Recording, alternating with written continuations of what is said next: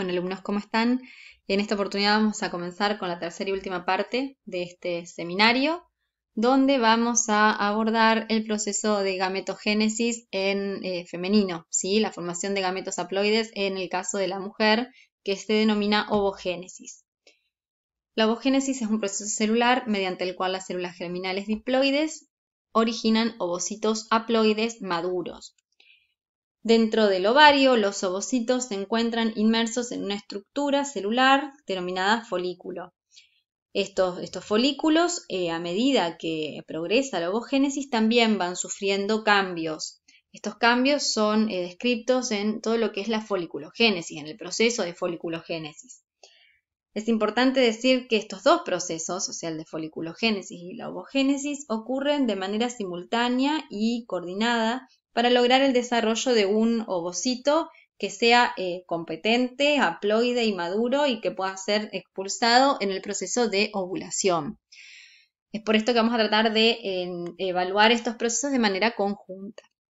Bien, ¿dónde ocurre la ovogénesis? La ovogénesis tiene lugar en los ovarios. Los ovarios son órganos pares que se encuentran dentro de la cavidad pélvica, sostenidos por una serie de ligamentos.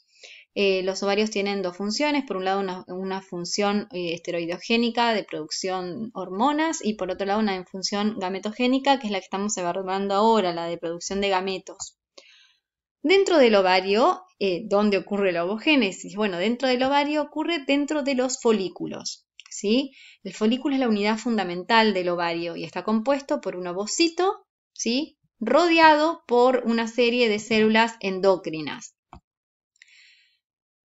Dentro del ovario, a su vez, podemos diferenciar distintas regiones. La médula, que es la región más interna del ovario, formada por tejido conectivo laxo, por la que ingresan ¿sí? Los vasos sanguíneos, linfáticos y nervios. Y por fuera, la parte más externa es la parte de la corteza, ¿sí? Que es la que abraza, digamos, la médula. Es en la corteza donde están inmersos los folículos.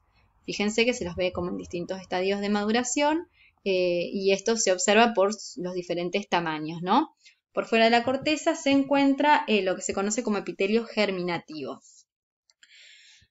Hay que destacar que la regulación de la ovogénesis y la foliculogénesis se encuentra bajo el control endocrino del eje hipotálamo hipofisiario. Esto es, el hipotálamo secreta la hormona GnRH, que es la hormona liberadora de gonadotropinas, que actúa ¿sí? en la hipófisis anterior, generando la secreción de las hormonas de las gonadotrofinas, de la LH y de la FSH.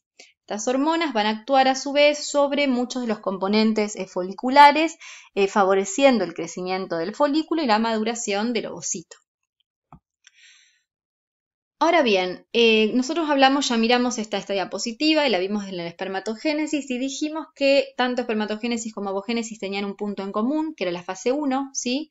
Y que tenían las principales diferencias en lo referente a la mitosis y la meiosis, ¿sí? La mitosis en qué momento puntualmente ocurre y la meiosis también, en qué momento ocurre y si es un proceso que se desencadena y se termina enseguida o es un proceso discontinuo. Esto es lo que tienen que ustedes evaluar cuando terminemos de ver este seminario. Vamos a empezar con lo que es exclusivamente ovogénesis.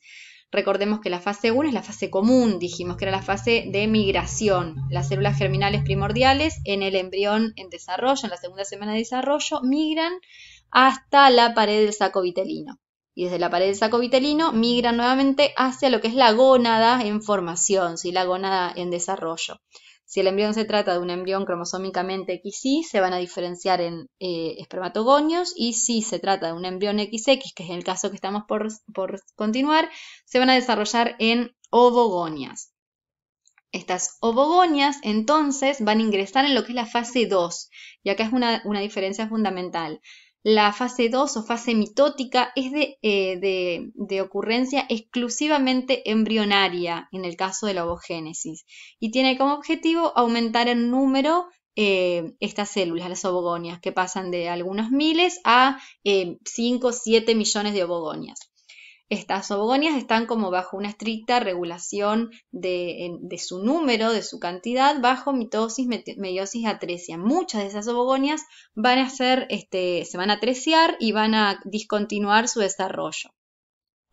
Bueno, el ingreso a la fase 3, a la fase de maduración o de meiosis, ocurre durante la vida embrionaria, durante la etapa embrionaria. Esto es otra diferencia muy importante. Hay que también aclarar que en el caso justamente del sexo femenino, la meiosis es un proceso muy lento, o sea, y todas las ovogonias que sobreviven al proceso de atresia que les mencioné anteriormente van a empezar a dividirse por meiosis durante la vida embrionaria, ¿sí? Ingresando a la primer profase meiótica y transformándose en ovocitos primarios, ¿sí? Estos ovocitos primarios van a estar detenidos entonces en la fase de diplotene de profase 1. ¿Sí? ¿Se acuerdan que la profase 1 era una profase muy prolongada, ¿sí? Que tenía distintas etapas, leptotene, cigotene, paquitene, diplotene, diacinesis? Es ahí en la fase de diplotene donde se detienen. Este es el primer reposo meiótico, ¿sí? Y puede llegar a durar hasta más de 45 años. Ahora bien, ¿qué características tiene un ovocito primario?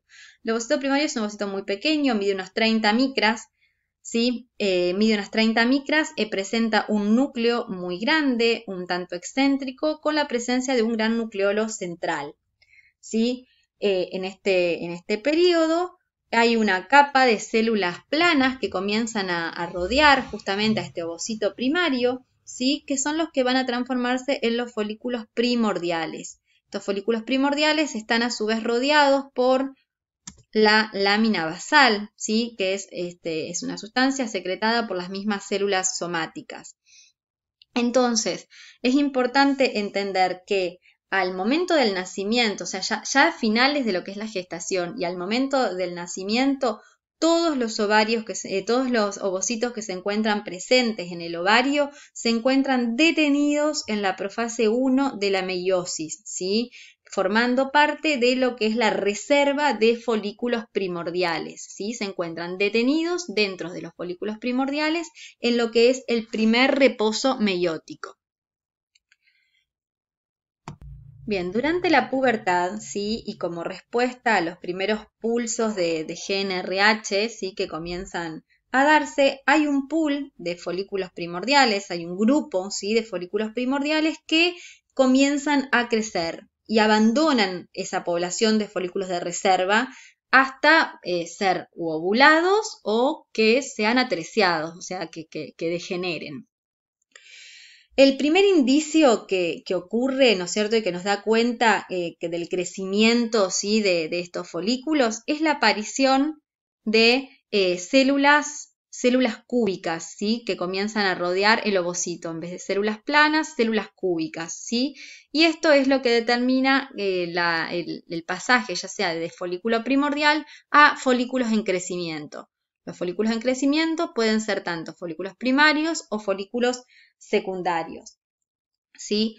Estos folículos comienzan a crecer, como decimos, cambian, en vez de tener células planas, pasan a tener células cúbicas alrededor y comienza a haber una serie de cambios también en el ovocito, que si bien todavía permanece detenido en profase 1, comienza a aumentar de tamaño. ¿Se acuerdan? Desde los 30 micras que tenía en el ovocito primario del folículo primordial, comienza a crecer, ¿sí? Empieza a crecer hasta más o menos unos 120 micras. También este ovocito primario comienza a secretar una capa glicoproteica, ¿sí? Alrededor, por fuera de la membrana plasmática de ese ovocito, denominada zona pelúcida. Y también se comienzan a producir los gránulos corticales. Zona pelúcida y gránulos corticales van a tener como una importancia fundamental al momento de la fecundación. Por otro lado, estas células cúbicas, ¿sí? Que formaban parte de los folículos primarios tempranos, comienzan a dividirse, ¿sí? Y se transforman en células cilíndricas, mucho más pequeñitas, que ahora van a llamarse células de la granulosa, ¿sí? A su vez, estas células de la granulosa también aparecen receptores de FSH. Este folículo primario, ¿sí? A medida que siguen aumentando las concentraciones hormonales, siguen dividiéndose estas células granulosas hasta finalmente lograr hasta que se conforman más o menos unas 6 a 12 capas de células granulosas. En ese momento, estas células comienzan a secretar un líquido denominado líquido folicular, ¿sí? Que comienza a confluir en una cavidad única denominada antro. Y esto es una de las características que marca el pasaje justamente de folículo primario a folículo secundario o antral.